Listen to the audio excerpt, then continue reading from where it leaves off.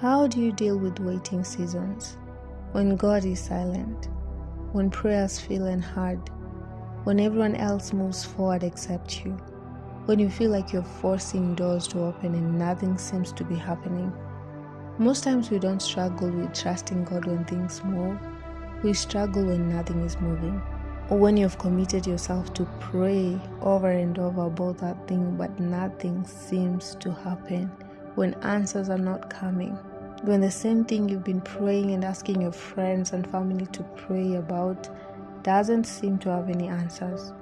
That's when you begin to wonder, does God want me to really have this thing? Does God care? Is He listening? Can He hear me right now? Is His presence with me right now? It's in the waiting seasons. It is in those times when the prayers are not answered, or we think they're not answered. That's the time when we have so many questions, and that's the time when the devil can attack you to bring doubts to the point that you even doubt the existence of God. It is in this waiting season where you see your friends, your mates, everyone around you moving forward. You see their prayers being answered.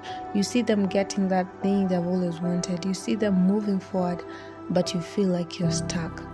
It is in this waiting season that you feel like you're the only one lacking behind. You're the only one trying to nurse disappointments and heartbreaks and pain.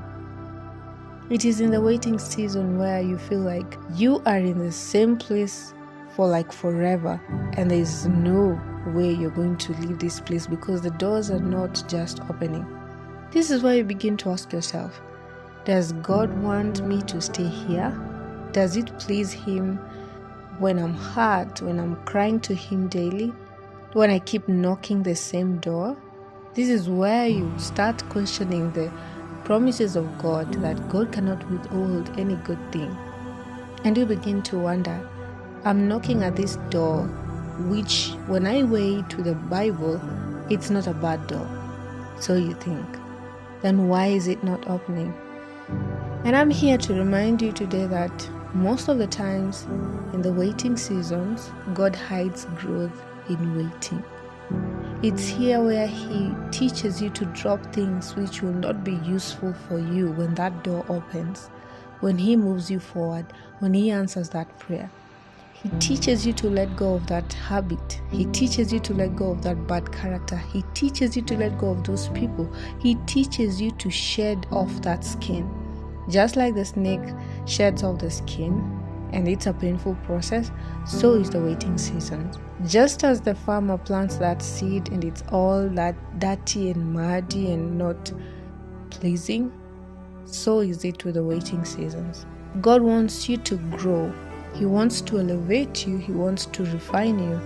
It may not be visible, but He is preparing you for that same thing which you're always praying for. Let's take the example of Joseph. He had a dream, told his brothers and parents, which in return created this jealousy and him not getting along, or rather the brothers not getting along with him, and he ended up being a slave in a foreign land. Then later he was in prison and he stayed there, but the Lord was preparing him for the same thing that he dreamt years ago. It took a while. It took a process. It was painful. It was bad. It was hard, but the Lord was still with him. The story of Hannah.